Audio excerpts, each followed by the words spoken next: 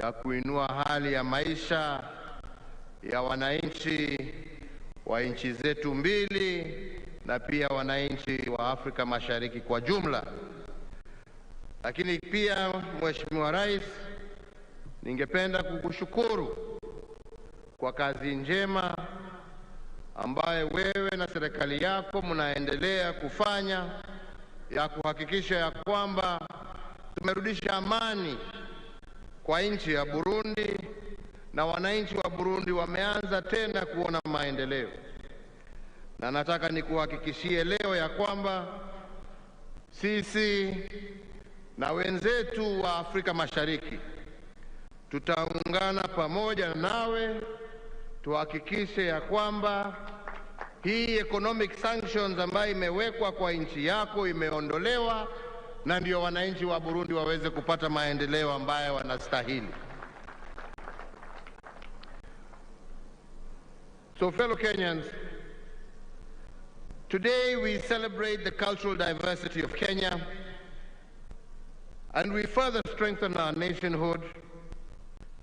For in the year 2015, I issued an executive order on the rotational hosting of our National Day celebrations in all our counties.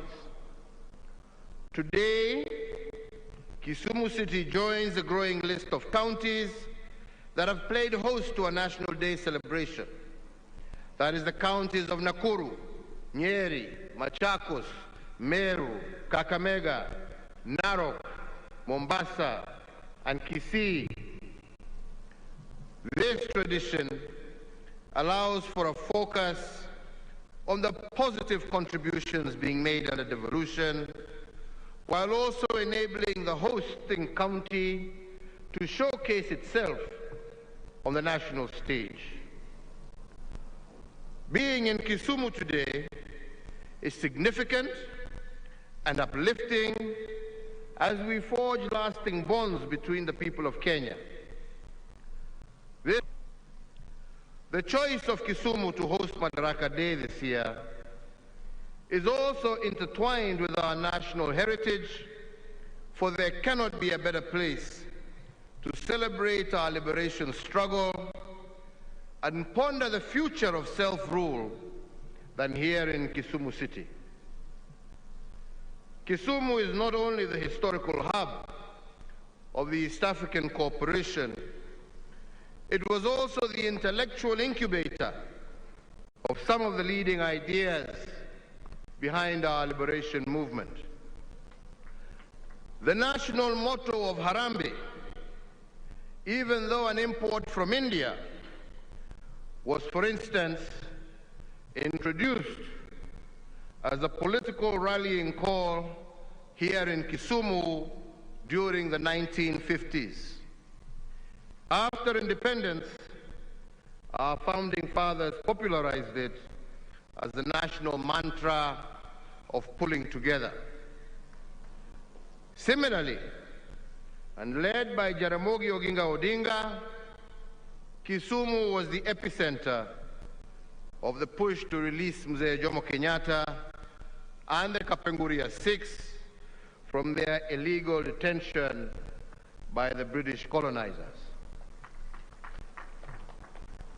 Furthermore, during the detention of the liberation heroes at Kapenguria, union leaders from this region joined other Kenyans and quickly stepped into the gap to ensure that the liberation momentum was not lost. It was pre-independence leaders from this region who taught us that wacha ende mambo yake bana.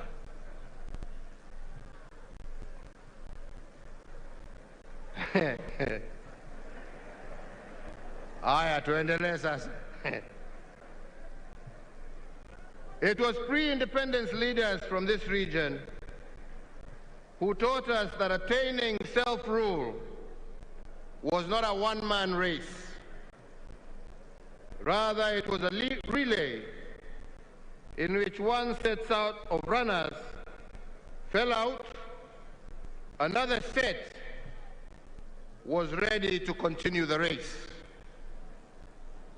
With such a well-appointed history of the struggle and the history of reconciliation that we are marking today, there cannot be a better place to commemorate Madaraka Day than here in Kisumu.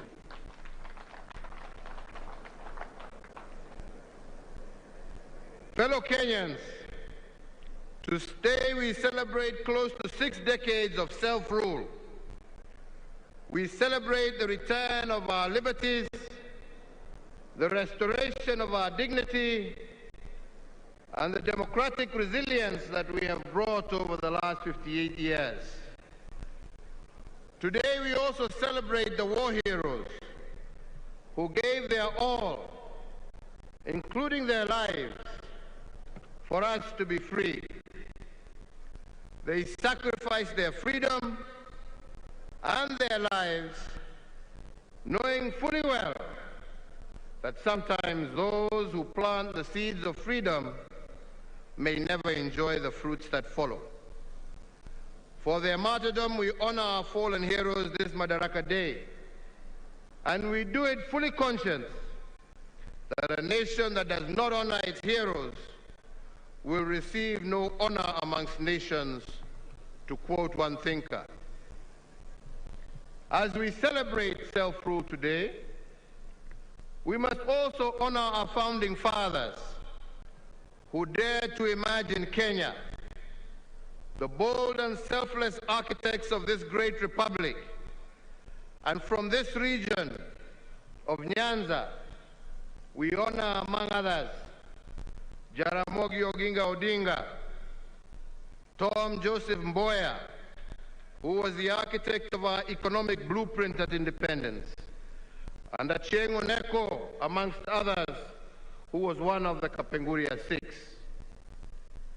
Today we honor all the founding fathers of this nation, and we must also recall their principles of nationhood, and I will today just mention a few of these. One, they taught us that a progressive nation is one that is in continuous conversation with itself. This is because nationhood is a negotiated process that needs constant alignments and adjustments in the pursuit of perfection. The architects of Madaraka, however, warned us, a fact that I will not tire to remind you, that in making such adjustments and alignments, we must always avoid the paralysis of constitutional rigidity. Two, they taught us that self-rule is not an end in itself. It is a means to a greater end. Indeed, to quote T.J. Mboya, he said, and I quote, "Only through freedom and human rights could a people cooperate fully with their government," end of quote. But fellow Kenyans, freedom and human rights to be realized, the paradox of choices must be resolved. Three, they reveal the paradox when they emphasize that self-rule is the granting of opportunities, but accompanied by the burden of choice.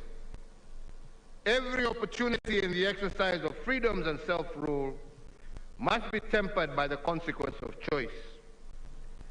Every right granted must have a corresponding responsibility, and those who enjoy opportunities but neglect the burden of choice cannot be said to be truly free. This paradox of choices and freedoms applies to both individuals as well as institutions. Fellow Kenyans, based on some of these teachings, I believe we have built one of the most robust democracies in Africa. The fields of individual freedoms have expanded, and citizen participation has become emboldened. Our independent institutions have also occupied their rightful positions, and all of this because of the 2010 Constitution. And as I have said in the past, ours is probably one of the most progressive constitutions in the continent and indeed the world. However, since the 2010 Constitution expanded our individual fields of freedom, it also expanded the burden of the choices we make.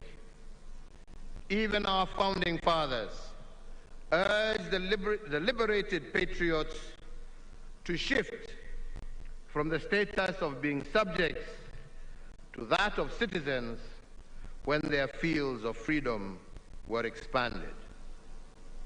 They made it clear that a citizen is someone who understands the responsibility that comes with freedom, while a subject will squander opportunities granted by self-rule and refuse to shoulder the burden of choice. Similarly, I believe the framers of the 2010 Constitution did not envision a situation where expanded fields of rights resulted in diminished responsibility by citizens and institutions. They saw a balance between freedoms and the consequences of choice. But this balance is probably most challenged by the growth of our independent institutions. Their growth has stretched our democratic boundaries to the limit, but it has not cracked them. It has bent the will of the people, but it has not broken it. In fact, any other African country experiencing the political turns and twists that we have experienced in the search of greater perfection in our nationhood, I believe would have burst asunder, and we have seen many such examples across our land and continent.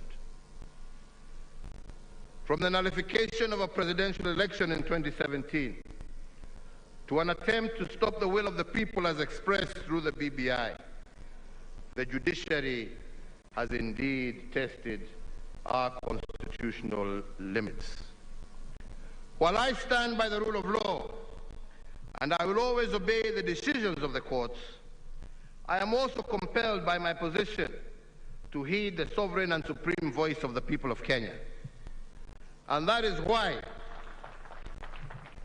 our national conversation today must focus on the consequences of choice. If citizens are required to exercise their will and shoulder the burden of their choices, should the independent institutions therefore not do likewise? In the field of independence, we have expanded the independence in the judiciary. But how should they expand their field of their responsibility and respond to the summons of nationhood? Shouldn't their decisions also be accompanied by the burden of choice? These are the questions of our national conversation, and we should objectively ponder them. And here I must be frank and ask what I believe to be legitimate questions. It is a fact that we were losing close to 1 billion shillings every working hour for the 123 days we held the 2017 election. The question the national conversation should therefore ask is who carried the burden of this choice? Was it the judiciary or the people? The truth of the matter is that it was the people who carried the burden of the choice. Development programs meant to make a difference in the lives of people had to be shelved. The second is that as a consequence of 2017, we initiated, together with millions of Kenyans, the BBI process that was meant to build bridges and create inclusive politics and end ethnic majoritarianism. If the court had subjected its decision to stop BBI to a cost-benefit analysis, in other words, if it had considered the burden of choice, then there are questions the judiciary would have asked. If we indeed were at a constitutional moment, is a decision against BBI a decision in support of the status quo? If BBI were to be stopped, who carries the burden of choice? On whose shoulders will ethnic majoritarianism rest? And who will carry the burden of losing 30% of our national budget every 5 years due to the toxic politics that BBI sought to resolve? The judiciary would have asked itself another question. Can Kenya truly be a democracy if the people are denied the opportunity to express their sovereign and supreme choice at the ballot box on the basis of elevating technicalities over the overriding objectives of the law? Our Constitution, fellow Kenyans, is not a yoke around our necks, but rather it should be a mighty sword that can break the chains that limit all of us as citizens. The moral foundations of justice demands that the judiciary bears the burden of choice and the consequences, therefore, especially when the burden of judicial choices is proposed to be carried out by the people. Fellow Kenyans, as I turn to the national question of our times, as is the national tradition every Madaraka Day, I wish to remind us of an instruction left behind by the founding father of our nation, Mzee Jomo Kenyatta. He said, and I quote, "Our children, born and unborn, may learn about the heroes of the past, but our present task is to make ourselves architects of the future." End of quote. This, fellow Kenyans, was a call to action. It was a call to predict the future by creating it. And against this backdrop, the national question of the moment must be poised. If indeed freedom is nothing but an opportunity to become better, how have we enriched what the founding fathers placed in our custody? Have we made it better than we found it? And has Kenya occupied its rightful place in the society of nations as a result of our improvements?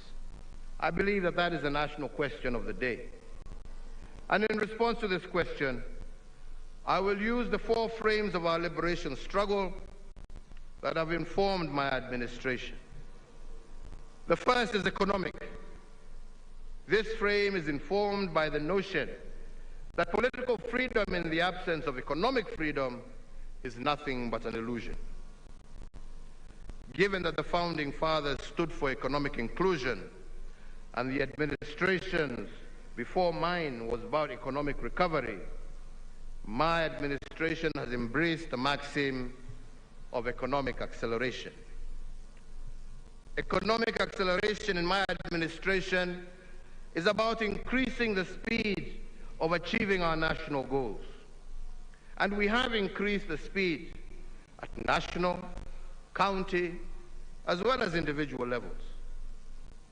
At the national level, the colonizers left us with a gross domestic product, which is a measure of our national cake, of close to Kenya shillings 6.4 billion in 1963, using the exchange rate of the time. After 74 years of colonial occupation, that is what Kenya was worth every year. The combined administrations of Mzee Kenyatta, Mzee Moi, and Mzee Kibaki increased this national cake to Kenya shillings 4.5 trillion and they did this in a span of 50 years. In the last 8 years, my administration has doubled what the colonizers and the first 3 administrations did in 128 years. Our national cake, our annual worth as a country every year, now stands at Kenya shillings 10.3 trillion. And even if you factor in inflation, our economic acceleration program has multiplied what the founding fathers left in our custody. At the county level, we have allocated Kenya shillings 2.3 trillion to our counties. This is equivalent to 16% of our GDP. What this means is that we have sent to the counties the equivalent of what our national cake was between 1885, when the colonizers came to Kenya, and when President Moi retired in 2002. That is the money that has gone mashinani. What they've done with it, hiyo ni yao. The BBI dream is to send even more resources to the counties in order to catalyze their accelerated development. And that is why we have proposed under the BBI to send 35% of our national revenue to counties. Fellow Kenyans, at the individual level, our economic acceleration initiative has focused on the allocation of title deeds. And I'm proud to say that we have accelerated land adjudication in a way that is unprecedented.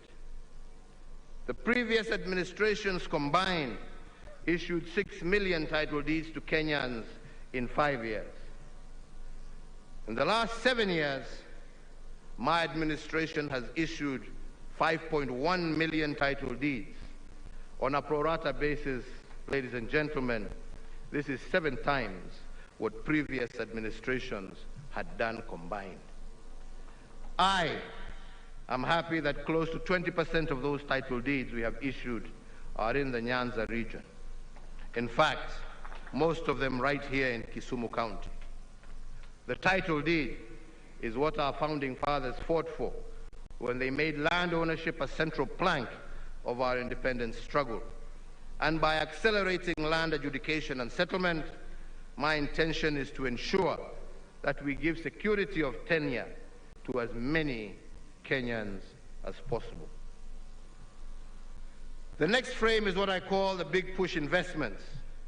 Our founding fathers laid the foundation for the future they dream of. Then they dared us to build that future by doing big things. But on this, they also cautioned us that to do big things, you cannot be distracted by small things. The big push investments are about laying the ground for our economic takeoff. Many Kenyans have asked why my administration is investing in big infrastructure projects. Why roads, rail, why ports? Indeed, when Cecil Rhodes, the British colonizer, and his cohorts dreamt of the road from Cape Town to Cairo, their vision was not the road. The road was not their dream. The dream was what the road would do for them. In the same vein, our brick and mortar investments of roads, rails, and ports are not the dream.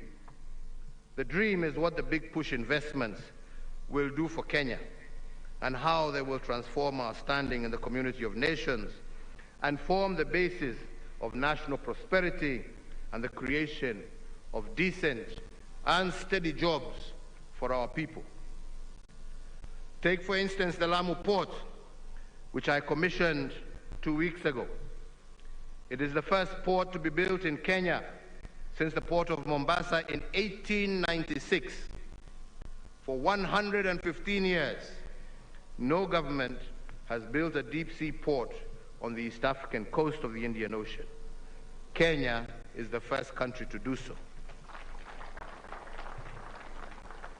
Similarly, The history of this port dates back to 1972, when the idea was first hatched.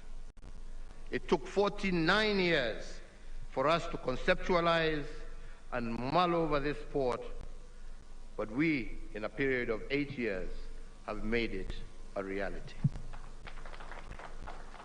Once this port is operational, Kenya will have claimed its stake in the Indian Ocean real estate.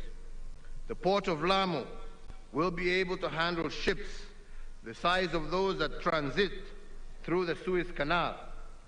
And this capacity will not only increase our transshipment business, but will also impact over 130 million residents of the East African region. Another big push investment that we have been engaged in is the revival of what I call dead capital. We have done this because the instructions of our founding fathers was to take care of what they had built. And in this regard, we have revived 566 kilometers of dead meter gauge railway. The revived 200-kilometer Nairobi-Nyanyuki railway will be a game changer. Every trip, the train will transport 1,600 passengers, which is equivalent to a convoy of 120 matatus. And the cost per passenger will be Kenya shillings 200 compared to current Kenya shillings 500 by matatu. Although it takes a little longer by train, the passenger will make a 60% saving using the revived rail system and have more money left in his pocket, while at the same time traveling at greater comfort and safety. Further, by moving our tea and coffee through this line at greatly reduced costs, the result is extra shillings in the pockets of our hard-working farmers. But I believe the most uplifting story of the revival of dead capital is one big push investment, and that is the port of Kisumu and the reconditioning of MV Uhuru vessel. I will not talk about the jobs this has created or will create and the buzz that it has evoked. These are obvious, but let me just focus on the economics of this decision.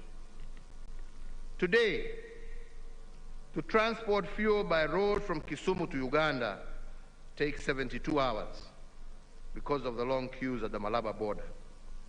But to transport fuel from the port of Kisumu to Port Bell in Uganda by ship takes only 12 hours. This means that by the time a tanker makes one trip to Uganda, MV Uhuru will have made 6 trips. Then there is the question of volume. One tanker carries 20,000 liters of fuel, but one wagon aboard our vessel in Kisumu carries 60,000 liters, which is 3 times the size of a tanker, which means that every time the ship sets sail, it carries 1,100,000 liters of fuel. If the ship accommodates 22 wagons, each voyage it makes to Port Bell is the equivalent of a convoy of 66 tankers headed to Uganda. What is more is that it costs $35 to transport 1,000 liters of fuel by road per kilometer. Over the lake, it costs $16 to transport the same through the port of Kisumu. That means for every $2 spent transporting fuel to Uganda by road, you spend only $1 through the port. Furthermore, the fuel lost, don't ask me how, but the fuel lost, kila mtu anajua nini inatendeka huko. The fuel lost by road transport was estimated to be worth Kenya shillings 6 billion every year. Today, by transporting through rail and lake, this has been reduced to zero, while fuel adulteration is a thing of the past. For those asking why we have made a big push investment in the port of Kisumu, that is your answer.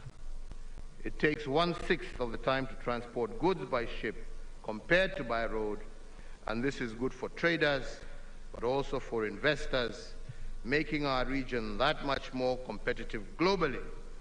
To date, that one single vessel has transported close to 50 million liters of fuel to Uganda. If in one trip you can carry 3 times the volume compared to tankers, I believe that that is good commerce.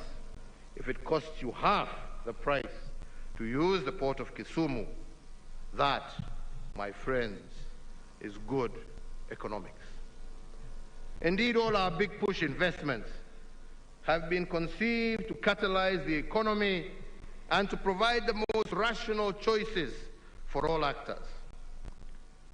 So, fellow Kenyans, I want to go to a third frame that I would like us to ponder over this Madaraka Day, and that is the restoration of dignity. And our founding fathers defined dignity as freedom from want. From the onset, liberation from the poverty of dignity was a central motive of our independence struggle.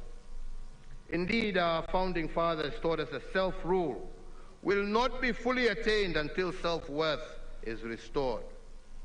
And the national question we must ask is whether we are on track to liberating our people from the poverty of dignity, and to what extent have we liberated them from want. Article 23 and Article 43 of our Constitution makes the restoration of dignity a continuous process rather than a one-off activity. We must ask this Madaraka Day is how well have we rendered this aspect of our freedom? Some may ask what poverty of dignity is. Let me explain. Before we started the big push investments in Nairobi, there was only one clinic with 15 beds serving 500,000 residents of the Uhuru informal settlement. Meaning that when a mother delivered a baby in Uhuru, she had less than 1 hour of postnatal care before being asked to leave to make way for the next patient. This is the poverty of dignity. We have fixed this indignity by building 25 hospitals in our informal settlements of Nairobi to ensure that our mothers do not need to go through that kind of indignity again. Let me give another example. When a patient suffering from kidney disease had to travel for 70 kilometers from Siaya to Kisumu 3 times a week for dialysis, that was a tragic indignity. But further, the tragedy of this indignity was made worse because the patient needed 10 dialysis sessions a month, and if one session cost between Kenya shillings 9,000 and Kenya shillings 16,000, it meant that the patient had to spend between 90 and 160,000 shillings per month. How many farmers from Siaya can afford 160,000 every month for dialysis? Such patients had to sell their ancestral inheritance in order to get treatment. The net effect of this was that their illness ended up diminishing their families and indignifying them for generations to come. Today, I am happy to note that a patient from Siaya no longer has to travel 70 kilometers to Kisumu for treatment. There are dialysis machines in Siaya at the sub-county level. Similarly, he does not have to pay 160,000 a month for dialysis or sell his ancestral land. All he needs to do is to spend 500 shillings every month on an NHIF card, and this card gives him free dialysis every month. If dignity is freedom from want, then we have restored it using our health interventions, as I have just stated.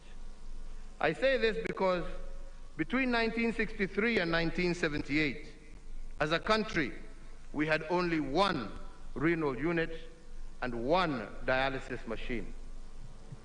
President Moi added one more, and President Kibaki added 4 more renal units.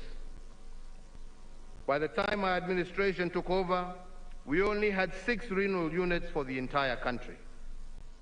Today, and in only 6 years, we have 54 renal units with 360 state-of-the-art dialysis machines distributed among all 47 counties. Coupled with the NHIF card, this upgraded health infrastructure has restored the dignity to many families previously condemned to disinherit their children because of disease. The dignity of families is supported by sustainable livelihoods, and it is for this reason that my administration's agenda continues to focus on creating an enabling environment that offers every Kenyan an opportunity to participate in the economy. Over the years, for example, micro, small, and medium business enterprises have turned to be breeding ground for indigenous industries. Because of this remarkable expansion, their contribution to national development continues to grow from strength to strength, and they are today the greatest engines of employment creation in our nation. To enable this region make its contribution to our national development, I look forward in the coming months to once again visiting Kisumu to commission the development of the 1,000-acre Kisumu Special Economic Zone. This singular initiative will provide immense opportunities for value addition of agricultural products for the entirety of the Western region and enhance the blue economy activities of the Lake Victoria Basin. The dignity that we seek to restore through livelihoods, I believe, will give every Kenyan an opportunity to participate in economic development. For instance, many of our Juakali artisans and craftsmen have had to endure the inequity in the tendering of contracts because of their lack of ability to get certification, hereby denying them the opportunity to get access to work. I am announcing, therefore, today a new initiative by my administration to provide a framework for the recognition of their skills through the awards of certificates based on competence in order to enable our Juakali sector participate in various economic opportunities that have currently been denied to them. In this regard, I today direct the Ministry of Education through the Kenya National Qualifications Authority to, within 1 month of this date, issue a policy framework for the comprehensive recognition of prior learning. This policy intervention will expand the opportunities for artisans and craftsmen in our Juakali sector to participate more meaningfully in our economy. Fellow Kenyans, I will now end briefly with the 4th frame of our national question this day. I say so because stability and peace is the lifeblood of our republic. What we have built for 58 years can be destroyed in 1 day of political instability. But we cannot engage in political stabilization if we continue to live in political denial. For instance, and I will say it again. Everyone knows that the BBI is good. It's good for our country. It is even good for those people who are unhappy with it. But too many Kenyans have embraced fear of change over the need to continuously strive for a more fair, just, peaceful, cohesive, and democratic Kenya. They oppose the bill sometimes not because of its substance, which even its harshest critics concede is good, but because, unlike our founding fathers, they cannot dare to imagine a better Kenya for all. Fellow Kenyans, and political stabilization will be easily achieved. And as for all of us, the political elite of this country, if we are going to continue to remain short-termist and self-serving, the consequence of our choices will become a permanent burden on our people. Let it be clear to all Kenyans, short-termism is not the path to political stabilization. Our founding fathers encouraged liberated patriots to upgrade their status from being subjects to that of being citizens by embracing freedom with responsibility. And I want to make a similar invitation to our political class this Madaraka Day. I want to invite them to upgrade their status from being politicians to being leaders. Politicians are too often obsessed with personal gain, but it is our national pain that should disturb them. Fellow Kenyans, I have just illuminated just a fraction of what my administration has done, for that is not, I believe, important. That is not what is important. What is important is the recognition of what those who went before us did. We have only built on their foundation with a full recognition that we are still a long way to achieving all the hopes and aspirations of our people. But like our forefathers, we live in the hope that future administrations will not seek to live in acrimony and division, will not seek to destroy, but to build on our achievements and reach even greater heights so that we can truly live the vision of Kenya as articulated by our forefathers, that the task before us is not today, but how can we become architects of that future. Fellow Kenyans, in concluding my remarks, let me say today again, as Governor Anyang' Nyong'o said, that Kisumu City will, from the 26th to the 30th of April next year, play host to the largest Afro-City Summit ever hosted on the African continent. That event will be a gathering that will feature ministers, mayors, leaders of local authorities, representatives of civil society, the private sector, academia, national, regional, and international financial institutions, as well as development partners and other stakeholders. My extension, Governor, my administration, Governor, will extend to the county government of Kisumu every support in order for you to be able to showcase Kenya and Kisumu to Africa and the rest of the world. In the same breath, allow me to say how proud I am today to be addressing you from this brand new Jomo Kenyatta International Stadium in Kisumu, and I wish to assure you that all the remaining works will be completed over the next coming weeks. Hongera Waziri Amina Mohamed and your team, pongezi sana na muendelee hivyo hivyo. So ladies and gentlemen, it is now my very distinguished pleasure and honor to wish every Kenyan, wherever you may be, a happy Madaraka Day, and to once again encourage you to stay safe. May God bless you all. May God bless Kenya.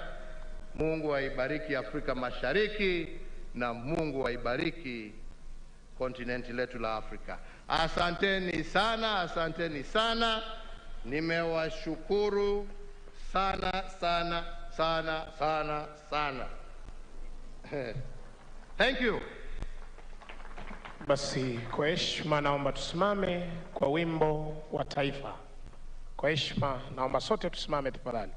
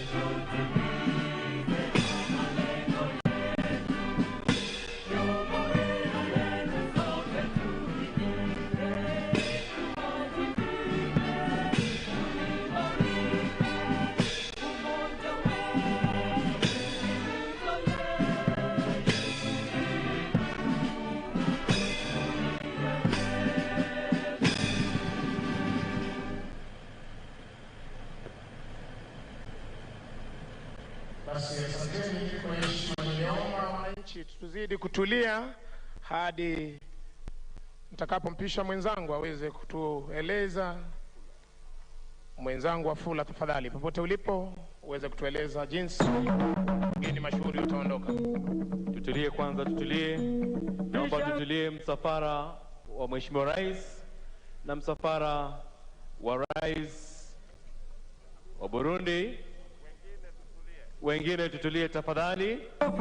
Kenya tunayoipenda uweze kuondoka ukisindikizwa na msafara wa naibu wa rais. Tujivunie sana tukijiita wa Kenya, nchi Tubaki tumetulia jamani, tubaki tumetulia wananchi tutulie. Tumekomboa Kenya, msafara wa Mheshimiwa Rais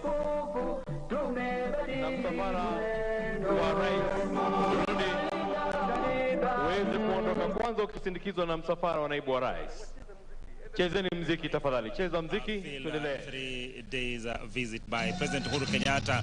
Of course, that culminated in the celebration of Madaraka Day here at Jomo Kenyatta International Stadium. This stadium has been built for a record time the last 7 months. And of course, this has formed the venue of this year's Madaraka Day celebration. President Uhuru Kenyatta, of course, accompanied by Burundian President Evereste and Isiime and other leaders, national leaders, including Deputy President and other political leaders, of course, gathering here at Jomo Kenyatta International Stadium in Kisumu to celebrate this year's Madaraka Day celebration. It has been quite an event, of course, that has seen a number of issues discussed away from, of course, what has been discussed for the last 2 or 3 days. Today, of course, the crux of the matter centering on BBI and the need for this country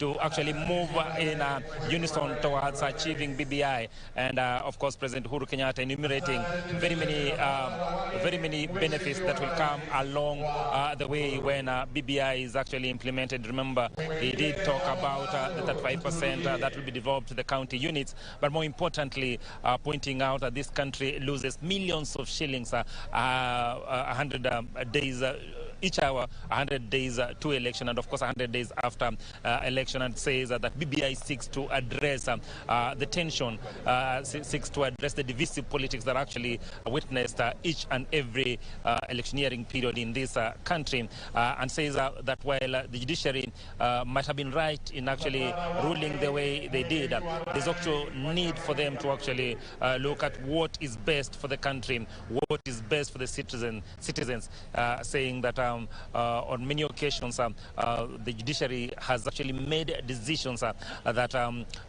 while right in law, but the spirit of the law, their way of the mark, saying that the yoke of the constitution, the yoke of let's say divisive politics and other things do not lie on the shoulders of the judiciary, but Kenyans who actually struggle in terms of ensuring, in terms of fighting each other, in terms of what is lost in this country because of divisive politics, in terms of economic sabotage that actually comes out of politics and what have you. So President Uhuru Kenyatta actually calling on the judiciary to, when they're making decisions, to ensure that indeed they do so with an eye that is keen on what will be best for this country. Of course, or the former Prime Minister Raila Odinga also just enumerating why it is important for this country to actually pass the BBI, but just before the former Prime Minister actually spoke,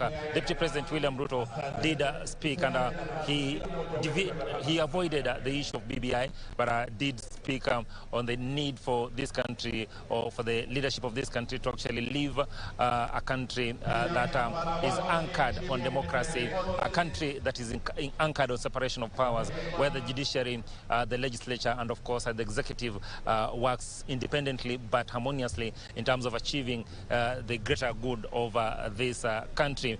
President Uhuru Kenyatta also did mention a number of things, and of course he prided in the fact that they've actually done a lot in terms of improving infrastructure in this country, and says that what he prides in more is the fact they've actually been able to actually revive most of the dead capital in the country, and he was talking about the railway line and of course Kisumu port, and he said that while many people will be asking questions about why there's need for infrastructure or expanding the infrastructure in this country, he said that the most important question should be what Kenyans will gain from the expansion of the infrastructure in the country, and also the revival of the dead capital, as he called it. For instance, saying that what is going to actually be gained from the use of the port of Kisumu, just saying, for instance, the transportation of fuel from Kisumu to other ports around the lake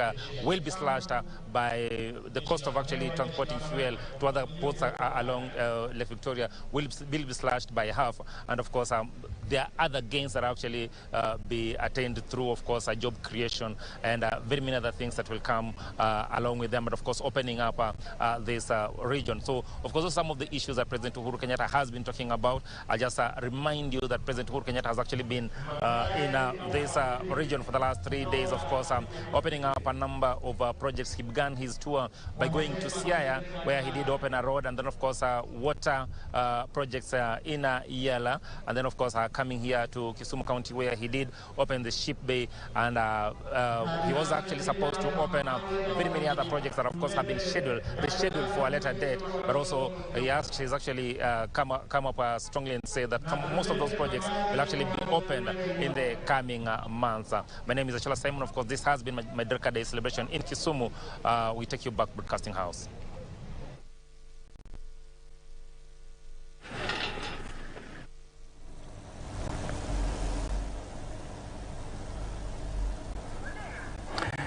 Nama, asante sana mwenzangu Simon Achola akikujia moja kwa moja kutoka kwenye gatuzi la Kisumu arifu tu kuhusiana na sherehe za madaraka kwa kiduchu, kuhusiana na hotuba ya Rais Uhuru Kenyatta. Kumbuka kwamba kilele cha sherehe hizo ni hotuba ya kiongozi wa taifa. Mwenzangu Badi, kwa kiduchu tu kuhusiana na hotuba ya kiongozi wa taifa wa Kenya, wana yapi ya kujivunia kuhusiana na hotuba hiyo? Hotuba yenyewe imeangazia masuala mengi, sekta mbalimbali.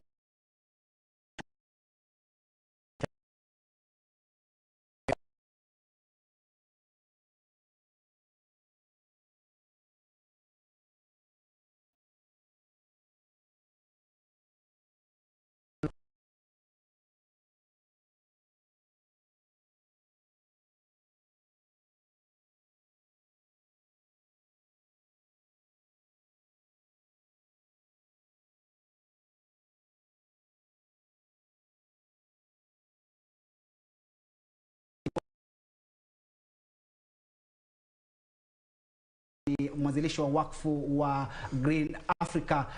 Mimi naitwa Timothy Kipnusu. Wapambe hii leo katika lugha ya ishara wamekuwa Susan Thuku na Lensa Odingo. Badi. Na tukae na udugu, amani na uhuru, raha tupate na ustawi. Naitwa Badi Mohsin, mchana mwema. Asante kwa kutazama.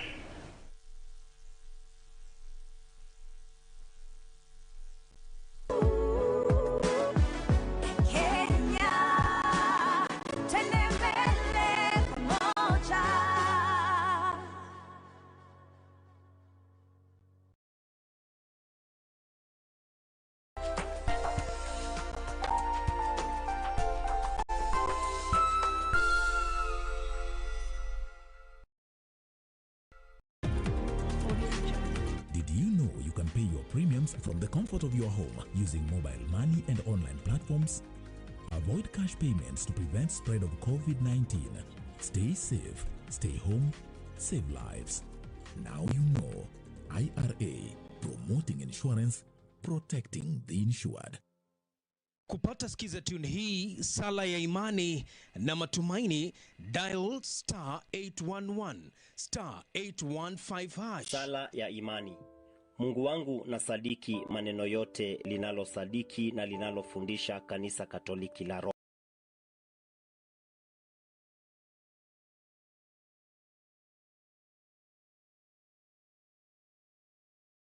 Mheshimiwa Rais wa Jamhuri ya Kenya na Amiri Jeshi Mkuu wa majeshi yetu ya ulinzi, angani hivi sasa ni wana Green Eagles, mojawapo wa vikosi vinavyokamilisha brigedi ya operesheni spesheli za jeshi letu la nchi kavu.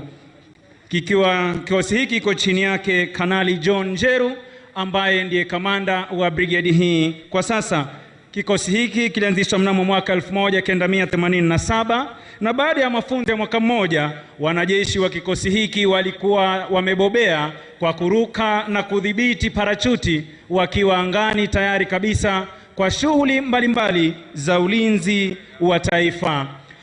Basi kama mantiki ilivyopangwa, mantiki ya leo ni mantiki ya sherehe na moshi unaopulizwa. Huyu ni gwiji wa maruko anayefahamika kama afisa mteule daraja la pili Sami Tirop, akitumia kilipuzi cha moshi kuashiria wana Green Eagles kwamba hali ya anga ni shwari na vile wanausoma kadri upepo unavovuma. Wanakuja vizuri kabisa hivi sasa, ikiwa kuna bendera 4 hewani ambazo zinapeperushwa na wana kikosi hiki cha Green Eagles. Ya kwanza kabisa ikiwa ni bendera ya Jamhuri yetu ya Kenya, ya pili ikiwa ni bendera ya majeshi yetu ya ulinzi, ya tatu bendera ya kaunti ya Kisumu, na ya 4 ni bendera ama bango lililo na maudhui ya sherehe hii nalosema pamoja tusonge mbele.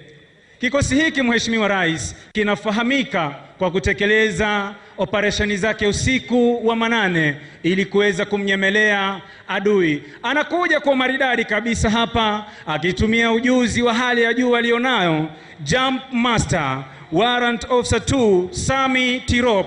Anatulia kidogo angani, anaangalia atatua wapi. Kwa uzuri kabisa, tumpe makofi anapotua hapa uwanjani kwa umaridadi mkubwa. Tuongeze makofi. Tuongeze makofi kwake Jump Master, huyo akiwa ni gwiji wa maruko. Mheshimiwa Rais, hivi sasa tunatarajia bendera yetu ya Jamhuri ya Kenya kuweza kutua mahali hapa kulingana na mantiki kama ilivyopangwa, mantiki ya sherehe hii ya Madaraka. Wanajeshi hawa wanatumia umaridadi, ujuzi na tajriba walionayo. Anakuja kwa maridadi kabisa, taratibu, akikunja miguu yake kama mwewe, anaangalia atatua wapi. Kwa maridadi, tuongeze makofi anapotua mahali hapa. Afisa mteule daraja la pili Joseph Munai anatua kwa maridadi kabisa, akibeba bendera ya Jamhuri ya Kenya. Mheshimiwa Rais, bendera itakayotua hivi sasa ni bendera ya kaunti ya Kisumu. Inatua kwa maridadi kabisa, bendera hii ikiweza kupeperushwa na Senior Sergeant John Njoroge. Bendera ya majeshi yetu ya ulinzi inateremka kwa maridadi kabisa mahali hapa, ikiteremshwa hapa chini na Senior Sergeant Kali Mwema. Bango lililo na ujumbe ama maudhui ya sherehe hii, pamoja tusonge mbele, linateremshwa kwa maridadi kabisa na Warrant Officer 2 Obadia Midide, anatua kwa maridadi. Makofi kwao wanaposhuka mahali hapa. Tuongeze makofi kwa wana Green Eagles wananchi tafadhali. Wa mwisho kabisa hapa vile vile ni gwiji wa kuruka, afisa mteule daraja la pili Jacob Leleina, anatua kwa maridadi akitumia moshi kuashiria kwamba kila kitu ni shwari kabisa. Tuongeze makofi wananchi. Makofi zaidi. Mheshimiwa Rais, kikosi hiki hutumia kauli mbiu inayosema death from above, lakini leo hii tusiwe na shaka, kwani wanajeshi hawa vile vile